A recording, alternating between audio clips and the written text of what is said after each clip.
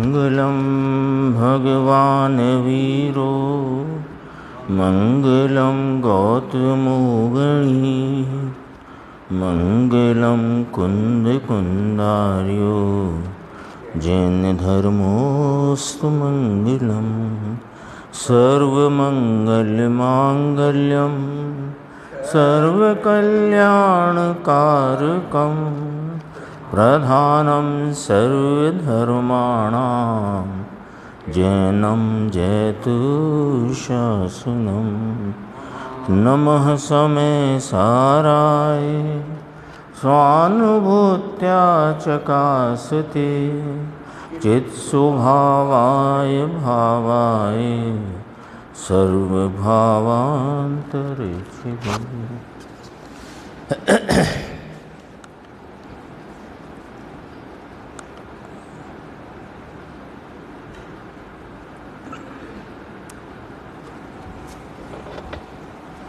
परमार्थ वचन का पंडित बनारसी दास जी का जो आलेख है, इस पर गुरुदेव श्री के व्याख्यान, उसमें अपना ये प्रकरण था सम्यक दृष्टि के विचार का वर्णन। इसके पहले अज्ञानी की चर्चा थी, अब ज्ञानी का विचार करते हैं कि यह सम्यक दृष्टि के विचार का वर्णन चल रहा है। सम्यक दृष्टि तो निज स्वरूप के सम्यक निर्णय के बल से अध्यात्म पद्धति से मोक्ष मार्ग को साधना जानता है।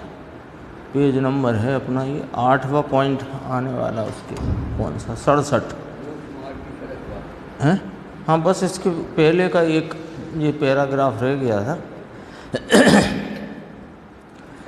हाँ, सम्यक दृष्टि तो निस्वरूप के सम्यक निर्णय के बल से अध्यात्म पद्धति से मोक्ष मार्ग को साधना जानता है, परंतु मिथ्या दृष्टि तो भ्रम से आगम पद्धति को मोक्ष का साधन मानकर अकेली आगम पद्धति यानी अशुद्ध परिणति में ही वर्तता है। यानी आगे जो कहना चाहते हैं उस संबंध में चर्चा है कि अध्यात्म पद्धति नाम शुद्ध चेतना पद्धति और आगम पद्धति माने विकार की पद्धति, कर्म पद्धति, बंध पद्धति। और जो ज्ञानी साधक हैं उनके मिश्र चल रहा है, ना, उनका मिश्र रूप आचरण है। तो आचरण देखेंगे तो मिश्र रूप है, लेकिन मोक्ष मार्ग साधा जा रहा है अध्यात्म पद्धति से, और आगम पद्धति को वे जानते हैं। उनके परिणति में जितना रागांश है, जितनी मलिनता है, वो जानते हैं। तो उनके मिश्र आचरण में तो है, लेकिन मोक्ष मार्ग उससे नहीं साध रहे। इसमें इसलिए इसमें देखो गुरुदेव ने स्पष्ट किया कि सम्यक निर्णय के बल से, निज स्वरूप के सम्यक निर्णय के बल से अध्यात्म पद्धति से मोक्ष मार्ग को साधना जानता है, परंतु मिथ्या दृष्टि तो भ्रम से आगम पद्धति को यानी रागादि, शुभ राग आदि वृत्ति को मोक्ष का साधन मानकर अकेली आगम पद्धति यानी अशुद्ध परिणति में, हाँ बस उसे मोक्ष मार्ग मान के उसी में वर्तता है। इसलिए वह मोक्ष मार्ग को नहीं साध सकता, क्योंकि ये पॉइंट बहुत, ये पंक्ति बहुत गंभीर है, क्योंकि मोक्ष मार्ग आगम पद्धति के आश्रित नहीं है। यानी जीव के खास तौर पे साधक की तरफ से अपन बात कर रहे हैं यहाँ पे। ऐसे तो तीनों की बात आ गई जो इस पूरी चिट्ठी में, अशुद्ध परिणति वाले बाधक जीवों की, साधक की, और उसके द्वारा जो 13वें 14वें गुण स्थान को प्राप्त, साध्य अवस्था को प्राप्त है। उस चर्चा सबकी आई, पर अभी चल रही है साधक की बात। और साधक के सामने बाधक की क्या स्थिति है, तो उसमें ये मतलब बहुत महत्वपूर्ण है कि आगम पद्धति में परिणाम छटवा दिए कि रागादि विकारी परिणाम हैं जो संसार का फल देने वाले हैं, वे आगम पद्धति, और शुद्ध चेतना पद्धति नाम स्वरूप के आलम्बन से वर्तने वाले जो पवित्र शुद्ध परिणाम हैं, वे इसमें आए। तो मोक्ष मार्ग हाँ, लेकिन वो मोक्ष मार्ग साध रहा है अपने अध्यात्म पद्धति के परिणामों से। उसको वो आ रहे हैं उनसे नहीं साध रहा है उनसे, और जान रहा है उनको। इसलिए आगे का पॉइंट जो है ना, मोक्ष मार्ग की सरस बात, इसमें देखो बहुत गजब की पंक्ति है पहली। कि सम्यक दृष्टि बाह्य भाव को बाह्य निमित्त रूप मानता है।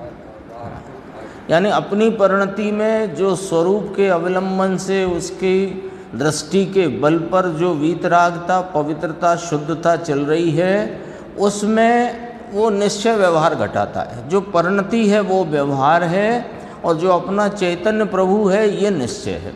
तो उसका निश्चय व्यवहार मार्ग का इधर घटित होता है, और जो व्यवहार मोक्ष मार्ग आगम में कहा उसे वो बाह्य निमित्त रूप मानता है। यानी छांट दिया है ना ये पंडित जी ने, अध्यात्म पद्धति आगम पद्धति, बहुत अच्छा है। देखो इसमें सम्यक दृष्टि बाह्य भाव को बाह्य निमित्त रूप मानता है। अब वे निमित्त नाना रूप हैं, एक रूप नहीं है, इसलिए अंतर्दृष्टि के प्रमाण में मोक्ष मार्ग साधता है। सम्यक ज्ञान और स्वरूपाचरण की कणिका जागने पर मोक्ष मार्ग सच्चा है। ये नहीं तो कोई मोक्ष मार्ग का शुरू नहीं, मोक्ष मार्ग का नामो निशान नहीं। तो देखो मोक्ष मार्ग को साधना सो ये व्यवहार, और शुद्ध द्रव्य अक्रिय रूप निष्क्रिय अपना चैतन्य तत्व सो निश्चय, ये मोक्ष मार्ग का निश्चय व्यवहार ये हाँ, जो अपना परम पारणामिक आलम्बन भूत आश्रय भूत वो व्यवहार। इस प्रकार निश्चय व्यवहार का स्वरूप सम्यक दृष्टि जानता है, मूढ़ जीव न जानता है न मानता है। मूढ़ जीव बंध पद्धति को साध कर मोक्ष मार्ग कहता है, किंतु ज्ञाता इस बात को नहीं मानते। ज्ञाता नाम ज्ञानी सम्यक दृष्टि साधक। क्यों? इसलिए कि बंध के साधने से बंध सदता है, मोक्ष नहीं सदता। ये सरस बात है। ये देखो ऊपर लिखा था मोक्ष मार्ग की सरस बात, इसका गुरुदेव का स्पष्टीकरण भी देखो, बहुत बढ़िया है। देखो यह मोक्ष मार्ग की सरस बात। धर्मी जीव किस प्रकार से मोक्ष मार्ग साधता है और अज्ञानी उसमें क्या भूल करता है, यहाँ ये बात बताई गई है।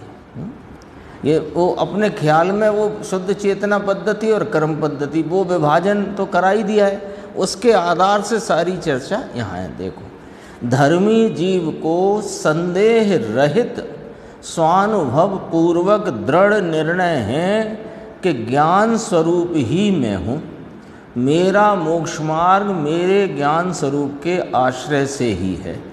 त्रिकाली शुद्ध द्रव्य वह मेरा निश्चय और उसके आश्रय से प्रकटी हुई शुद्ध पर्याय वो मेरा व्यवहार। ये ज्ञानी का निश्चय व्यवहार इस प्रकार है अंदर ही अंदर, और बाह्य में है। परिणाम बाह्य निमित्तों के आलम्बन से होते हुए वे आगम पद्धति के या बंध पद्धति के परिणाम हैं, उन्हें जानता है बाह्य निमित्त रूप। इसके अतिरिक्त रागादि प्रभाव वे मेरे से बाह्य हैं। इसका हिसाब किताब अपना उसकी खतौनी इस प्रकार है। एक अपना चैतन्य द्रव्य वह निश्चय, उसके आलम्बन से प्रगटी हुई जो रत्नत्रय रूप साधना वो व्यवहार, और रागादि अभी शेष हैं वे बाह्य भाव हैं। हाँ, उसको जो आगम में व्यवहार से उस व्यवहार को मोक्ष मार्ग कहने में आया, उससे तो ये बाह्य भाव कहता है, जानता है, मानता है। और इसमें लिया ना ऊपर देखो बाह्य निमित्त रूप मानता है। वो निमित्त के निमित्त भी क्यों कहा उसकी भी चर्चा इसमें है। भाई तीन प्रकार के भाव आ गए ना, तो तीन प्रकार का यहाँ वर्णन आ गया। एक अपना चैतन्य भगवान, उसके आलम्बन से प्रगति शुद्ध परिणति और रागादि, उन्हें निमित्त क्यों कहा उसका भी वर्णन इसमें बहुत अच्छा आएगा। देखो इसके अतिरिक्त रागादि प्रभाव मेरे से बाह्य हैं। देखो यहाँ व्यवहार किसको कहा? शुद्ध द्रव्य के आश्रय द्वारा निर्मल पर्याय से मोक्ष मार्ग को साधना वह धर्मी का व्यवहार है। अज्ञानी को ऐसा व्यवहार होता नहीं और ऐसे व्यवहार को वो जानता भी नहीं। शुद्ध द्रव्य वह निश्चय और शुद्ध परिणति वो व्यवहार। ऐसा कहकर देखो, निश्चय व्यवहार दोनों को एक ही वस्तु का अंग बताया। दूसरे निमित्तों के आलम्बन से विभाव रूप जो परिणमन है उसको यहाँ लिया ही नहीं निश्चय व्यवहार। यहाँ रागादि अन्य भावों को व्यवहार नहीं कहा, किंतु निमित्त कहकर उनको भिन्न बताया है। निमित्त कहा ना, तो निमित्त कहकर के यहाँ निमित्त तो है वाला निमित्त नहीं, निमित्त कहकर के भिन्न बताया है। क्योंकि निमित्त की ऐसी व्याख्या है कि निमित्त भिन्न वस्तु को निमित्त कहा जाता है, भिन्न वस्तु के भिन्न परिणमन को निमित्त कहा जाता है। देखो निमित्त कहकर उनको भिन्न बताया, ये बहुत सरस बात है। ये व्यवहार स्वयं में है और निमित्त पर में है। व्यवहार मोक्ष मार्गी का साधक का व्यवहार अपनी परिणति में है। निश्चय व्यवहार दोनों ही एक प्रकार के हैं, एक ज्ञान जाति के हैं, और परभाव रूप निमित्त तो अनेक प्रकार के। ये एक जाति में आ गया। निश्चय माने अपना चैतन्य स्वभाव ज्ञान जाति का, और उसके आलम्बन से ज्ञान स्वरूपी या अपने पवित्र स्वरूपी परिणमन वो एक जाति में आया। और जितने रागादि भाव हैं वे निमित्त कहकर उन्हें भिन्न बताया, पर बताया। देखो पर भाव रूप निमित्त तो अनेक प्रकार के हैं। जिस प्रकार बाह्य द्रव्य निमित्त है उसके आधार से मोक्ष मार्ग नहीं है, उसी प्रकार अंदर का शुभराग भी बाह्य द्रव्य के समान निमित्त है, उसके आधार से भी मोक्ष मार्ग नहीं है। मोक्ष मार्ग में तो जैसे अन्य द्रव्य बाह्य भिन्न हैं, वैसे ही शुभ राग भी बाह्य है। जैसे निमित्त हैं देव गुरु शास्त्र अन्य जितने भी निमित्त हैं अनेक प्रकार के, वे पर द्रव्य हैं और वे पर हैं, और उनके आलम्बन में, उनके आश्रय में, उनके लक्ष्य से होता भाव भी पर है। देखो शुभ राग भी बाह्य है, भिन्न है।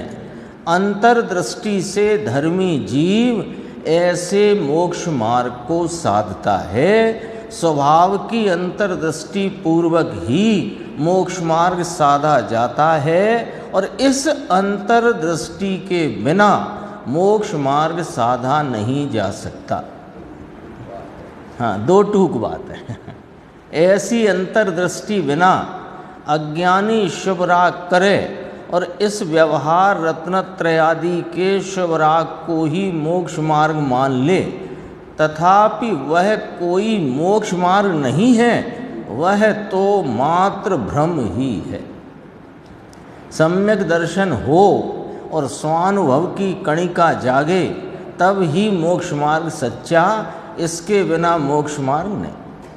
अरे सम्यक दर्शन और स्वानुभव के बिना अकेले शुभ राग को मोक्ष मार्ग मानना, वह तो वीत राग जैन मार्ग की विराधना। तो दो टूक बात, सीधी बात। और ये जो पूरी चर्चा चली है ना इसमें परमार्थ वचनिका में, ये कोई पंडित जी की विलक्षणता है। एक आगम पद्धति को स्पष्ट किया और शुद्ध चेतना पद्धति, अध्यात्म पद्धति को स्पष्ट किया, और दोनों को सामने रख के सारी बात स्पष्ट कर दी।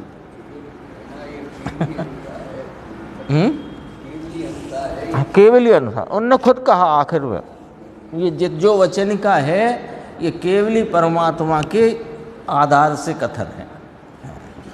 ये गड़बड़ हो गई है ना थोड़ी। गड़बड़ कहाँ हो गई? ये वाला जो डिवीज़न है, ये वाला जो बंटवारा है परिणामों का जीव के, ये समझ में आए तो गड़बड़ नहीं हो। गड़बड़ क्यों हो गई है कि जो रागादि व्यवहार को व्यवहार से आगम में व्यवहार कहा या मोक्ष मार्ग कहा, व्यवहार मोक्ष मार्ग, हाँ, अब उसको पकड़ा और इसको नहीं पकड़ा। ये गुरुदेव ने यहाँ बोला ना, ज्ञानी कैसे अपनी अंतर्दृष्टि के बल पे मोक्ष मार्ग साध लेता है और अज्ञानी कहाँ भूल करता है, ये वाली बात यहाँ बताई।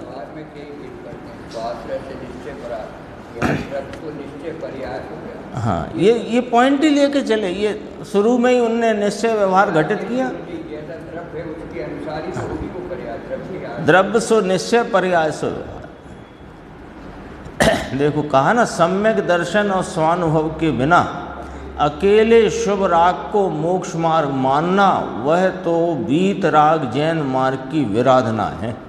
जिनेंद्र भगवान ने ऐसा मोक्ष मार्ग नहीं कहा, उन्होंने तो सम्यक दर्शन ज्ञान चारित्र को ही मोक्ष मार्ग कहा है, जो स्वानुभव पूर्वक ही होता है। स्वरूपाचरण चारित्र भी चतुर्थ गुण स्थान में स्वानुभव पूर्वक ही प्रकट होता है। स्वानुभव के बिना शुभ राग करते करते मोक्ष मार्ग प्रकट हो जाए, ऐसा कभी बन नहीं सकता। यहाँ तो कहते हैं कि वह शुभ राग बाह्य निमित्त रूप है। यहाँ से पंडित जी ने इस प्रकरण को यहाँ से उठाया। उसी फिर कहा, जो जीव अंतर्दृष्टि से मोक्ष मार्ग को साधता है, उसी को वह शुभ भाव बाह्य निमित्त है। अज्ञानी को तो वह शुभ भाव मोक्ष मार्ग का निमित्त भी नहीं। उपादान में ही जो मोक्ष मार्ग को नहीं साधता, तो फिर मोक्ष मार्ग का निमित्त भी उसको कैसा है ना। अब सामने रख दी वो मिश्र आचरण रूप स्थिति। अज्ञानी की आगम पद्धति, बंध पद्धति, 13वें 14वें गुण स्थान में शुद्ध चेतना पद्धति, और साधक की मिश्र जो है। पर मिश्र में वो दो की मिश्रपना है ना, मिलावट। तो मिलावट में किससे कौन की मिलावट कही? तो निश्चय व्यवहार तो यहीं घटित ही है। एक ही वस्तु के अंग हैं दोनों, अपना चैतन्य द्रव्य निश्चय और उसके आलम्बन में वर्तती शुद्ध परिणति व्यवहार। और फिर ये जो रागादि तो है ना, कि हाँ रागादि है। सुबह आया था ना, एक प्रश्न आया था कि ये रागादि हैं, ये नहीं माने तो मिथ्या दृष्टि, और रागादि से मोक्ष मार्ग है ये माने तो मिथ्या दृष्टि। सुबह आया था ना, उसमें पंचास्तिकाय की गाथा में जयसेन स्वामी कहते हैं, भिन्न साध साधन को जो नहीं मानेगा वह मिथ्या दृष्टि है, उसका खुलासा। तो वहाँ ये कहना चाहते हैं कि ज्ञानी साधक की परिणति में अभी रागादि होते हैं, और वह उसकी जो भूमिका है उस भूमिका प्रमाण में होते हैं। उन्हें जानना, उन्हें स्वीकार करना, लेकिन उनसे मोक्ष मार्ग है ये मानना मिथ्या दृष्टि है। और नहीं माने उन होते हुए परिणाम को तो मिथ्या दृष्टि। यहाँ पर वो जो मिश्र स्थिति है उसका ज्ञान कराते हैं। देखो, उपादान में ही जो मोक्ष मार्ग को नहीं साधता, तो फिर मोक्ष मार्ग का निमित्त भी उसको कैसा?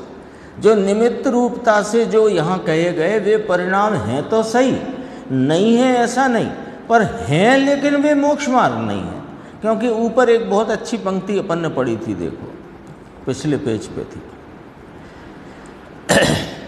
बंध के साधने से बंध सदता है, मोक्ष नहीं सदता। रागादि भाव बंध भाव है, तो उनसे मोक्ष नहीं सदता। अध्यात्म पद्धति ही उसको नहीं है, वह तो मात्र बंध पद्धति को ही मोक्ष मार्ग मानकर उसमें रच पच रहा है। फिर कहते हैं, देखो, मोक्ष मार्ग में गमन करते हुए बीच में शुभ राग को निमित्त रूप कहा।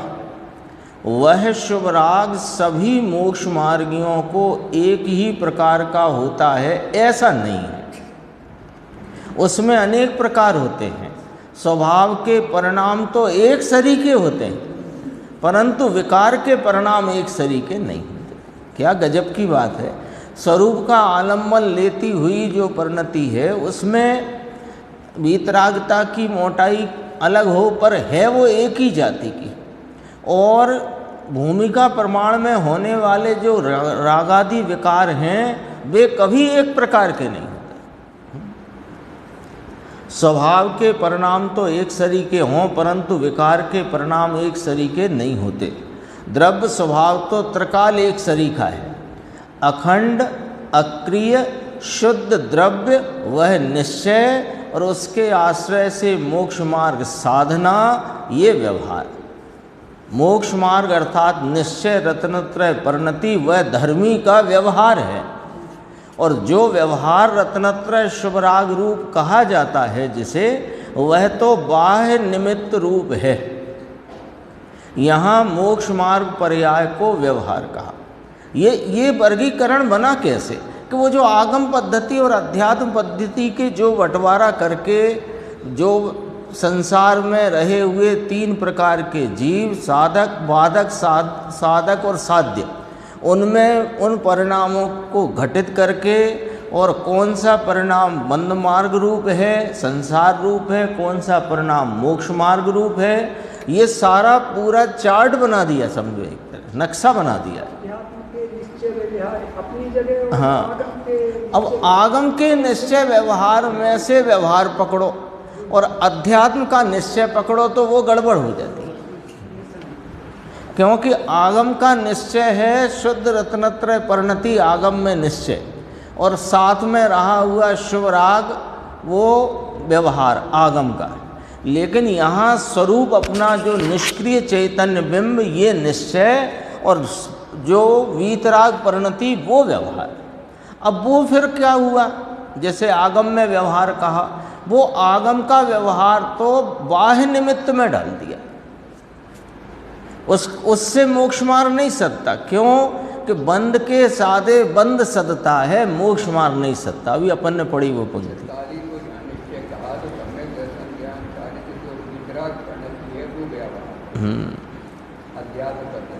कहीं कहीं ऐसा होता है, जैसे शुद्ध में की जब अपन परिभाषा पढ़ते हैं ना, तो त्रिकाली भगवान आत्मा वो तो शुद्ध होने का विषय, और जो हमने जो ज्ञान चारित्र निर्मल जो परिणाम है वो उसका व्यवहार। अब दूसरा निर्मल सम्यक दर्शन ज्ञान चारित्र को शुद्ध ने कहते हैं, तो वो जब अपन वो आगम से कहा। हाँ, वो आगम के निश्चय व्यवहार इस प्रकार कि स्वरूप आलम्बन की पवित्र परिणति निश्चय, और जितनी मलिनता शेष रही है अनुकूल, वो व्यवहार। मेरा कहने का ये मतलब कि जब वो जो निर्मल ज्ञान दर्शन चारित्र की जो परिणति को निश्चय कहते हैं, वो आगम पद्धति में, आगम पद्धति में। और अध्यात्म पद्धति में तो स्वरूप अपना निष्क्रिय चैतन्य बिंब जो निश्चय, और इसके आलम्बन से प्रगति जो परिणति है वो व्यवहार। हाँ, कल एक प्रश्न आने वाला था, वो आज अपन छोड़ दिया, कल लेंगे उसे। एक दिन पंचाध्याय की भी चर्चा की थी। शुद्ध नय के जो आगम में भेद करे हैं, तो अशुद्ध निश्चय नय से शुरू करी है ना बात, निश्चय के भेद, निश्चय के। तो अशुद्ध निश्चय उसे तो अलग ही कर दो। अब आ जाओ, अशुद्धता को अलग कर दिया, तो निश्चय में एक अशुद्ध का कॉलम अलग करो। अब शुद्ध में आओ, और शुद्ध में एक देश शुद्ध नय, साक्षात शुद्ध नय और परम शुद्ध नय, ऐसा आया ना। तो परम शुद्ध नय जो है वो अध्यात्म पद्धति का निश्चय वो ही है एक, और ये जो एक देश और साक्षात ये सब व्यवहार में गए, ये सब व्यवहार में तो वो भी व्यवहार में डाला, और जब सिद्ध हुए तो उसे व्यवहारातीत कहा। संसारातीत, व्यवहारातीत, वहाँ व्यवहार नहीं है। केवल ज्ञानी को 14वें गुण स्थान तक व्यवहार की चर्चा करी ना इसी परमार्थ वचनिका में। तो वे जो दो नए और हैं, अशुद्ध तो अशुद्ध में गया, और शुद्ध के 3 भेद, एक देश शुद्ध नय साक्षात, ये 2 परिणति रूप हैं।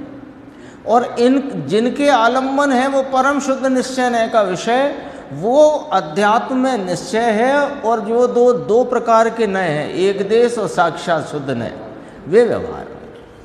और अशुद्ध निश्चय तो अशुद्ध में गया, यहाँ की शैली में कहें तो आगम पद्धति में गया, और यहाँ उसे पर भिन्न बताया है निमित्त रूप कहकर।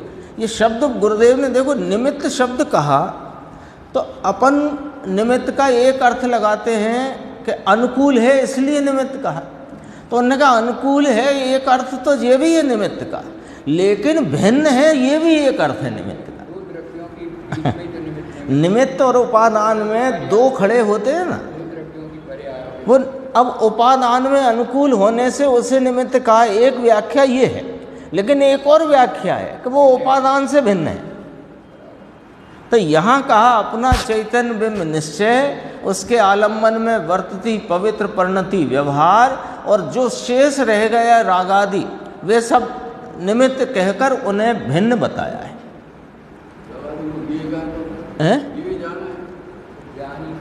हाँ, गे तो वो अपन जब बात करते हैं कि ज्ञानी उन्हें कैसे जानते हैं कि पर गे रूप जानते हैं, वो ही बात यहाँ है।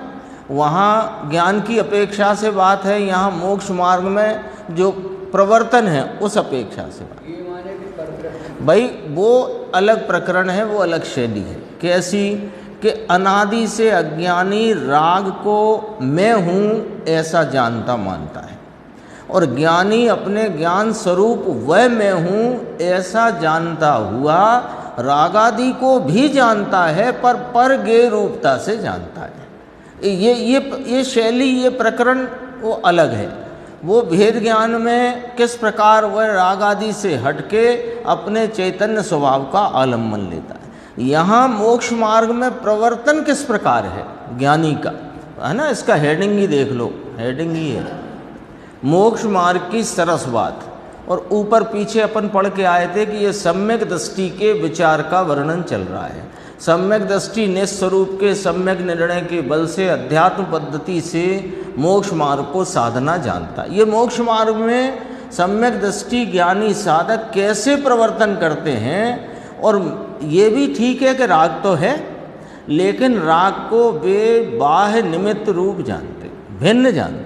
पॉइंट ये था यहाँ पर।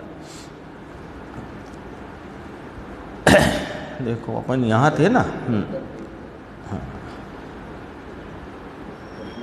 यहाँ मोक्ष मार्ग पर्याय को व्यवहार का। ये मोक्ष मार्ग कोई राग वाला नहीं है, यहीं थे अपन। हाँ नहीं, और पीछे थे। हाँ 70 में ऊपर से ही शुरू कर देते हैं। मोक्ष मार्ग में गमन करते हुए बीच में शुभ राग को निमित्त रूप कहा।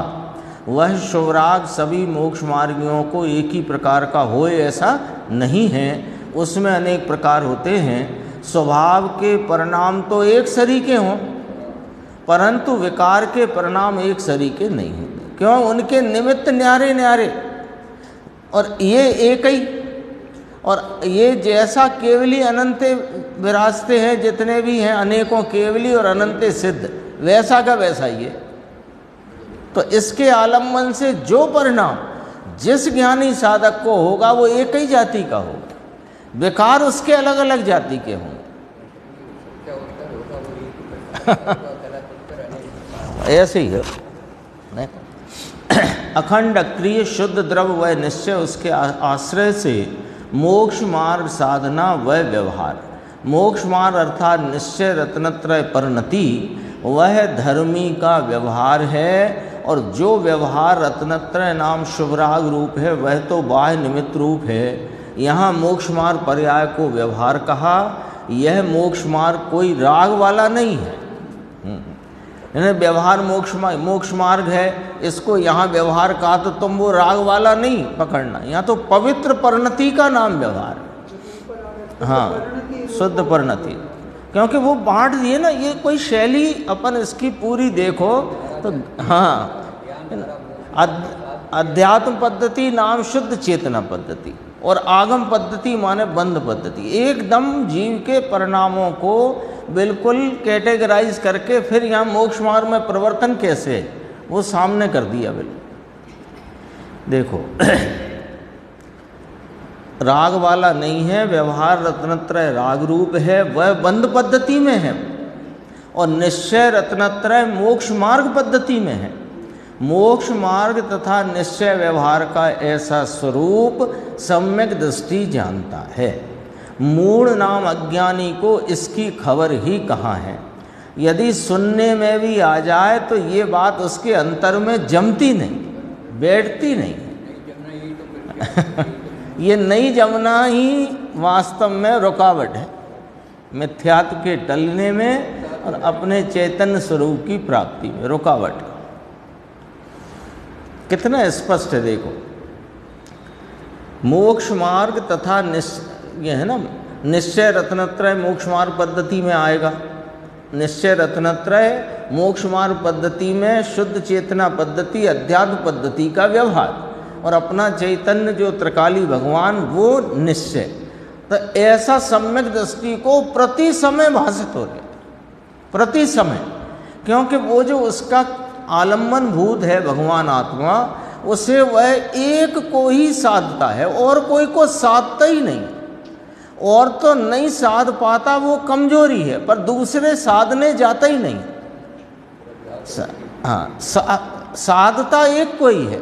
अब वो कमजोरी में साधेगा तो इसको, नहीं सदा तो भी इसी को साधना है, ये उसकी दृष्टि में निरंतर चल रहा है। इसलिए 3 बार शब्द आया, निज अंतर्दृष्टि के बल से। अब वो जो नहीं सद रहा उसे वो मोक्ष मार्ग मान नहीं लेता, लेकिन मोक्ष मार्ग में ये परिणाम आ जाते हैं, ऐसा जानता है।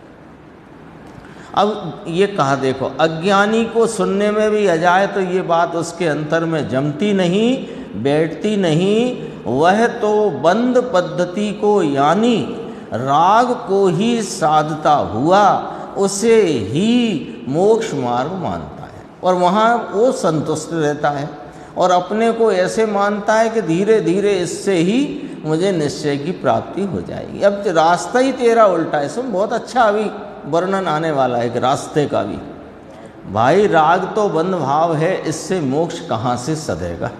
अरे बंद भाव और मोक्ष भाव के अंतर का भी जिसे विवेक नहीं, उसे शुद्धात्मा का बीतरागी संवेदन कहाँ से होगा?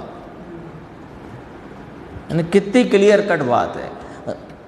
बंद भाव और मोक्ष भाव, यहाँ की शैली जो चल रही आगम पद्धति और अध्यात्म पद्धति, इसकी जो दोनों का फर्क ही जिसे नहीं मालूम, वो इसको उसमें मिलाता है, उसको इसमें मिलाता है। कैसे कि वो राग रूप आगम पद्धति से मुझे बीतरागी सम्यक दर्शन हो जाएगा, तो मिलावट करी ना, उसे अंतर ही नहीं पता है। ऊपर लिखा कि राग तो बंध भाव है, इससे मोक्ष कैसे सदेगा? तो यहीं से इसकी स्पष्ट कहा कि मोक्ष भाव और बंध भाव के अंतर का भी जैसे विवेक नहीं, उसे शुद्धात्मा का बीतरागी संवेदन कहाँ से होगा, यानी नहीं होगा। और स्वानुभव की किरण प्रस्फुटित हुए बिना मोक्ष मार्ग का प्रकाश कहाँ से प्रकट होगा? अज्ञानी को स्वानुभव की कणिका भी नहीं, तो फिर मोक्ष मार्ग कैसा? और स्वानुभव के बिना जितने भी भाव करे, वे सब भाव बंद पद्धति में ही समाविष्ट होते हैं, है ना। जो 9वें ग्रह तक चला जाए, वे सब बंद पद्धति के भाव हैं। उसमें मोक्ष पद्धति का या अध्यात्म पद्धति का एक भी भाव है नहीं। ये अंतर इसको समझ में नहीं आता। ये अंतर जब तक समझ में नहीं आएगा तब तक काम सधने वाला नहीं है। स्पष्ट बात है। उससे उनसे बंधन ही सदता है, वे कोई भी भाव मोक्ष मार्ग में नहीं आते, इसलिए मोक्ष नहीं सदता। अब यहाँ से देखो, बहुत अच्छी चर्चा है। जिस प्रकार राजमार्ग की सीधी सड़क के बीच में कांटे कंकड़ नहीं होते, राजमार्ग की हाईवे, उस पे कंकड़ कांटे नहीं होते, उसी प्रकार मोक्ष का यह सीधा तथा स्पष्ट राजमार्ग, उसके बीच में राग की रुचि रूपी, देखो क्या गुरुदेव की पद्धति देखो, राग है, राग के कांटे कंकड़ हैं, पर राग की रुचि वाले कांटे कंकड़ नहीं। क्योंकि राग तो अभी कमजोरी है तो है, यानी अभी समझो चौथे गुण स्थान वाले हैं, तो अभी तो समझो उसकी स्थिरता बहुत अल्प है, बहुत अल्प, लेकिन स्वानुभव की कणिका अंदर जागृत है, तो वह शुद्ध चेतना पद्धति में वर्तन करता है। वो उसे राग की रुचि का अंश भी नहीं हो सकता। राग होता है, राग गिनने जाओगे तो 3 कषाय के सद्भाव में घोर राग है, शुभ भी और अशुभ भी।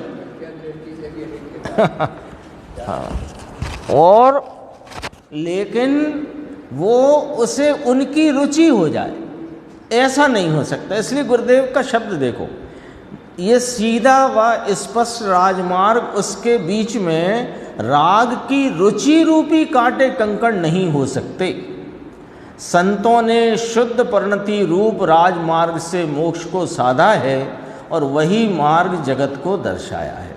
अब यहाँ तो होगा ही, हाँ, राग का तो अपन वो कहें, राग की रुचि नहीं होना चाहिए। हाँ, राग की रुचि उस ज्ञानी की परिणति में है ही नहीं। उसने तो वो एक देखिए जानिए ना, एक को ही साधता है वो।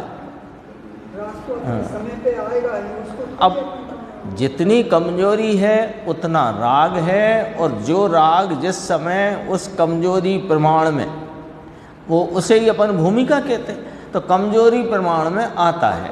लेकिन उसकी रुचि हो जाए इतनी सी भी, तो वो एक दिन अपन बात करते थे, चाहिए नहीं बचा उसका, ये होना चाहिए ऐसा नहीं। देखो, इस भूमिका में ऐसा राग तो होना ही चाहिए, ये रुचि का सूचक है, और इस भूमिका में ऐसा राग आ जाता है, ये ज्ञान का विषय, कमजोरी है, उसे अपनी कमजोरी स्वीकारता है। देखो, अब ये जो चूंकि गुरुदेव ने राजमार्ग की बात कही, तो इसमें एक प्रश्न आया कि यह राजमार्ग है तो दूसरा कोई ऊबड़ खाबड़ मार्ग भी तो होगा ना, हमें उस पर ही चलने दो। राजमार्ग 4 लेन हाईवे नहीं हुए तो चलो पगडंडी वाला ही सही। तो कहा, देखो गुरुदेव का उत्तर समझना बहुत गंभीर है। ऊबड़ खाबड़ मार्ग भी राजमार्ग से विरुद्ध नहीं होता।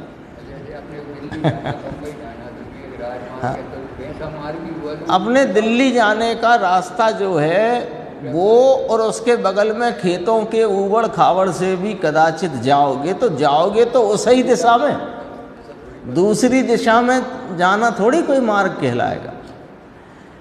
ऊबड़ खाबड़ मार्ग भी राजमार्ग से विरुद्ध नहीं होता।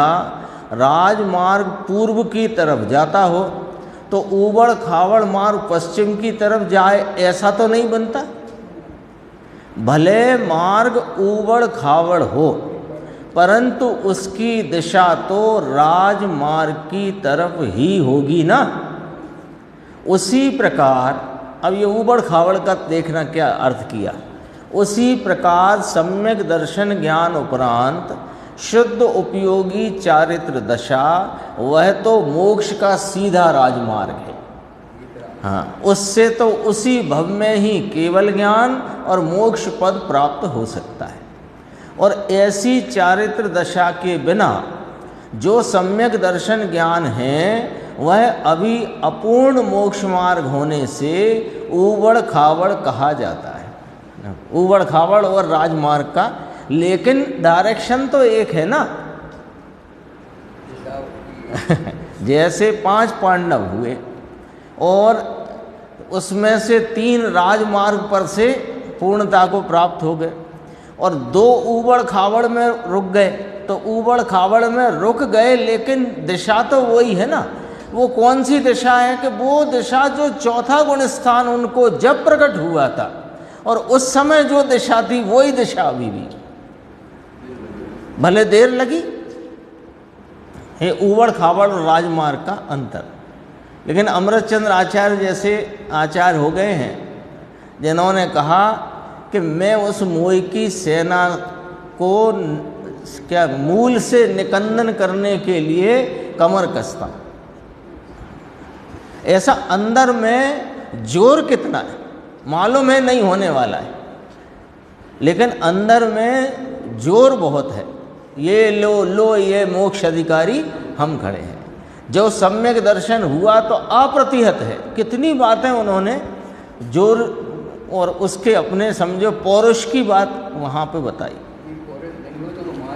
मार्ग पे नहीं हो, अंदर से वो अपन बात नहीं करते। धैर्य भी चाहिए और शौर्य भी चाहिए। देखो उसे ऊपर वह कुछ ही भव में मोक्ष मार्ग पूर्ण करके मोक्ष को साधेगा। पूर्ण मोक्ष मार्ग अथवा अपूर्ण मोक्ष मार्ग। अब समझना, पूर्ण मोक्ष मार्ग माने उसी भव्य चारित्र की उग्रता को वर्तते हुए पूर्ण पद की प्राप्ति करें, और अपूर्ण मोक्ष मार्ग जिसमें चारित्र की इतनी उग्रता ना हो पाए कि पूर्णता हो जाए, उसे अपूर्ण मोक्ष मार्ग। परंतु इन दोनों की दिशा तो स्वभाव तरफ की ही है, एक की भी दिशा राग की तरफ नहीं है। लो, हाँ, या अपन वही पांडवों का दृष्टांत ख्याल में ले, भले वो उनको राग आ पड़ा, लेकिन उनकी दिशा राग की तरफ नहीं थी। दिशा तो अपने ये शुद्ध अध्यात्म पद्धति, शुद्ध चेतना पद्धति का जो निश्चय स्वरूप, अपना जो चैतन्य भगवान, इस तरफ ही थी। भले वो राग आ पड़ा तो वो मोक्ष मार्ग की पूर्णता न हुई, लेकिन दिशा उनने राग तरफ कर ली थी, ऐसा नहीं है। और उनने अपनी दिशा राग तरफ नहीं की तो वे सिद्ध हो गए, ऐसा नहीं। हाँ, आ गया, लेकिन दिशा वही है, दिशा नहीं बदल दी है कोई। हम ये इसमें अभी अपना आज जितना प्रकरण चला, इसमें ये जो गुरुदेव ने बहुत स्पष्टीकरण इसका जो निकाल करके कहा, जो बंध भाव और मोक्ष भाव के अंतर को नहीं समझता, उसको मोक्ष मार्ग साधना या साध सके, ऐसा असंभव। वो बहुत इम्पोर्टेंट पॉइंट है ये। रागादि भाव तो मोक्ष मार्ग से विपरीत हैं, अर्थात बंध मार्ग हैं। इन रागादि से मोक्ष मार्ग नहीं सध सकता। मोक्ष मार्ग के आश्रय से बंधन नहीं, और बंध मार्ग के आश्रय से मोक्ष। सीधी सीधी बात, क्योंकि ऐसा हो नहीं सकता कि बंध मार्ग के आश्रय से मोक्ष मार्ग हो जाए और मोक्ष मार्ग में चलते हुए बंध हो जाए। ज्ञानी साधकों को 10वें गुण स्थान तक बंध है, पर वो मोक्ष मार्ग की साधना से एक अंश भी बंध का नहीं है। वो जितना भी बंध है, उनके अभी मिश्र आचरण रूप में जितना जो बंध भाव पड़ा है या बंध भाव प्रवर्तित है, इसके कारण से है। 10वें तक बंध है तो फिर वे तो मोक्ष मार्गी हैं, तो उनको तो बंध हो गया, तो उन्हें मोक्ष मार्गी को मोक्ष मार्ग से बंध नहीं हुआ।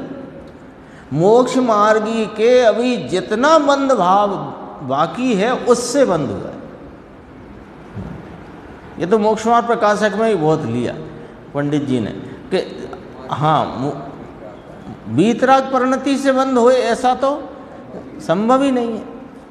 राग के समय, अभी ये भी बहुत प्रकरण देखो आप, राग के समय उसका निषेध करने वाला जो सम्यक दर्शन और सम्यक ज्ञान है, वही मोक्ष मार्ग है। राग के समय यानी राग परिणति में अभी है, तो परिणति में राग है, उसका निषेध निरंतर कौन कर रहा है? राग होता हुआ राग हो रहा है, लेकिन उसका निरंतर निषेध चल रहा है कि नहीं चल रहा? वो निरंतर निषेध कौन कर रहा है कि वो जो स्वरूप आलम्बन से प्रगटी हुई जो निश्चय सम्यक दर्शन और सम्यक ज्ञान की परिणति है, वही मोक्ष मार्ग है और उससे निरंतर निषेध है। वो भले 5 महाव्रत का परिणाम मुनिराज को आता हो, देश व्रत का परिणाम श्रावक को आता हो, और 4थे गुण स्थान वाले को भगवान के भक्ति बहुमान का परिणाम आया हो, लेकिन उस परिणाम का निषेध चल रहा है। परिणाम आ रहा है और निषेध चल रहा है। साधक की भूमिका में आश्रम बंध संबंध निर्जरा चारों चल रहे हैं। हाँ। लेकिन आश्रम बंध का निषेध वो स्वरूप के आलम्बन से उपजी हुई वीतराग धारा है, वो निरंतर निषेध कर रही। ये पॉइंट पकड़ना पड़ेगा अपने को। अपने को क्या लगता है कि अभी 4था, 5वां, 6वां इन गुण स्थानों में जो राग है वो तो होता ही है, तो होता है, इससे इनकार नहीं है, लेकिन उसका निरंतर निषेध चलता है। यदि उसका निषेध नहीं तो मोक्ष मार्गी नहीं। ऐसा भी आया है, याद तो नहीं रहता कहाँ आया, मुनिराज को वही 5 महाव्रत के पालने में जरासी उपादेयता आ जाए, मुनि दशा चली जाए, उपादेयपन आ जाए। माघनंदी को राग कितना विचित्र विचित्र आ गया, लेकिन ये जो एक सम्यक दर्शन ज्ञान की जो एक को साधने रूपता की परिणति है, वो राग के निषेध रूप बरत रही है। श्रद्धा का जोर है। इसमें शुरुआत हुई थी निज अंतर्दृष्टि के बल से।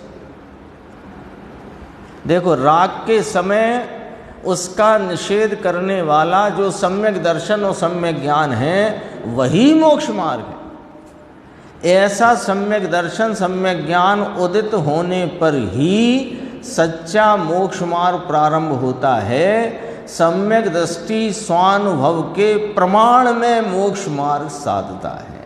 स्वानुभव के प्रमाण में, जितना स्वानुभव तो हुआ, पर उसकी जितनी स्थिरता, स्वानुभव या स्वानुभूति या स्वरूप संचेतन की जितनी स्थिरता है, उस प्रमाण में उसका मोक्ष मार्ग चल रहा है।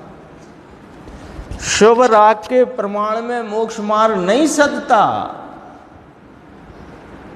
अपन ऐसा हिसाब लगाते रहते हैं, क्यों कि बंध भाव मोक्ष भाव का जो फर्क है, जो उन दोनों में अंतर है, वो नहीं समझ पाने के कारण अपना हिसाब ऐसा चलता है कि जो रागादि भाव इस भूमिका में है, उससे वो रागादि भाव से मोक्ष मार्ग सद रहा है। नहीं, मोक्ष मार्ग अपने स्वरूप के आलम्बन और उसकी स्थिरता से सद रहा है। रागादि भाव अभी कमजोरी के कारण हैं, वे रागादि उस भूमिका में उसी प्रकार के होते हैं। ये अंतरंग की वीतरागता को बताने का एक बाह्य साधन मात्र है। बाह्य साधन, अंतरंग वीतरागता कौन बताए? तो बाह्य साधन, राग रूप जो भूमिका प्रमाण में जो राग है, वो बाह्य साधन जानना, बरतती हुई वीतरागता को बताने का। यहाँ क्या कहते हैं, देखो, स्वानुभव के प्रमाण में मोक्ष मार्ग साधता है, शुभ राग के प्रमाण में मोक्ष मार्ग नहीं साधता। इसका अर्थ समझ में आ रहा है? इसका अर्थ ये कहना चाहते हैं कि इतना इस भूमिका में इतना राग है इसलिए सद रहा है, ये बात ही गलत है जड़ से। मुनिराज को 5 महाव्रत, 5 समिति, 3 गुप्ती, ऐसे करके 13 प्रकार का चारित्र है कि 28 मूल गुण हैं। ये सब बंध पद्धति का खेल है। इससे उन्हें मोक्ष मार्ग एक अंश नहीं सदरा, क्योंकि शुभराग के प्रमाण में मोक्ष मार्ग कैसे सदे? क्यों कि बंध भाव से बंध होता है, और जो कौन सा नाम था यहाँ, शुद्ध भाव से या मोक्ष मार्ग के भाव से मोक्ष सदता है। शुभ राग के प्रमाण में मोक्ष मार्ग नहीं सदता, वह तो बंध पद्धति है। फिर अभी देखो, इसमें प्रश्न आया कि तो क्या सम्यक दृष्टि अध्यात्म के ही विचार में रहता होगा? क्या बंध पद्धति का विचार ही उसको नहीं आता होगा? ऐसा किसी को प्रश्न उत्पन्न हो तो आगे के प्रकरण में उसका समाधान करेंगे। यानी उसको ऐसा लगा कि राग के समय निषेध करने वाला सम्यक दर्शन सम्यक ज्ञान जो कि वास्तविक मोक्ष मार्ग है, वो प्रति समय राग का निषेध कर रहा है। प्रति समय राग का समय कह दिया ना, तो राग है तो उसका निषेध करता हुआ भाव चल ही रहा है। तो कोई ऐसा प्रश्न उठ सकता है कि सम्यक दृष्टि दुकान पे भी बैठ सकता है, अरे श्रावक हो वो भी बैठ सकता है, मुनिराज भी शास्त्र आदि लिखते हैं, उपदेश देते हैं, आहारचर्या भी करते हैं, गमन आदि करते हैं, तो क्या अध्यात्म का ही विचार चलता रहता होगा? क्या बंध पद्धति का कोई विचार उनको आता नहीं होगा क्या? जैसे उपदेश देने का भाव काय में डालेंगे बंध पद्धति में, तो और निषेध चल रहा है निरंतर। श्रद्धा के बल पर सम्यक दर्शन, सम्यक ज्ञान रूप जो, देखो चारित्र में फर्क है, इसलिए अपन अभी चारित्र को स्थिरता से जानकर, स्थिरता समझकर उसे साइड करो। अभी अपन पकड़ो कहाँ से कि वो जो सम्यक दर्शन और सम्यक ज्ञान जो चौथे गुण स्थान से प्रारंभ हुआ सो हुआ, और जितना भी बढ़ेंगे, जितना चलेंगे, जितना मोक्ष मार्ग सदेगा, इससे सदेगा। तो अब ये प्रश्न आया कि क्या अध्यात्म के विचार में रहता होगा, इसका थोड़ा सा अपन देख लेते हैं। जब ज्ञाता कदाचित बंध पद्धति का विचार करता है तब वह जानता है कि इस बंध पद्धति से मेरा द्रव्य अनादिकाल से बंध रूप चला आया है। अब इस पद्धति का मोह तोड़कर प्रवर्तन करो, है ना। अब बंध पद्धति का विचार का अर्थ है कि बंध पद्धति के भावों में उपादेयता करता यूँ नहीं, वर्तते हुए होते हुए राग आदि विचार में आते हैं, है ना। ये जितने भी हैं वो प्रतिक्रमण आदि वो सब विचार में लेते कि नहीं लेते, मेरे से इस प्रकार की त्रुटि हुई हो, ये हुआ हो। और निचली भूमिका वाले भी होंगे तो उनको भी कोई शुभ अशुभ भाव अनेक अनेक प्रकार के आते हैं, पर वे इस प्रकार विचारते हैं कि मेरा द्रव्य अनादिकाल से बंध रूप इन्हीं के चक्कर में चला आया है, इसलिए इस पद्धति का मोह तोड़। पद्धति का मोह तोड़ का मतलब कि उसे कोई पद्धति रुचि रूप तो है नहीं, लेकिन आ पड़ी है कमजोरी से, तो उसमें प्रवर्तन छोड़कर अपने स्वरूप के प्रवर्तन को बनाओ। इस पद्धति का राग पूर्व की भांति हे नर तू किस लिए करता है इस भांति क्षण मात्र भी, देखो इस भांति क्षण मात्र भी बंध पद्धति में वह मग्न नहीं होता। वह ज्ञाता अपना स्वरूप विचारता है, अनुभव करता है। कितने शब्द लिए पंडित जी ने, देखो वह ज्ञाता अपना स्वरूप विचारता है, अनुभव करता है, ध्याता है, गाता है, श्रवण करता है तथा नवदा भक्ति तप क्रिया आदि अपने शुद्ध स्वरूप के सन्मुख होकर करता है। अभी नवदा भक्ति का बहुत अच्छा स्वरूप इसमें आएगा। ये ज्ञाता का आचार है, इसी का नाम मिश्र व्यवहार है, जो अपन ने वहाँ बात देखी थी मिश्र व्यवहार की, शेष चर्चा।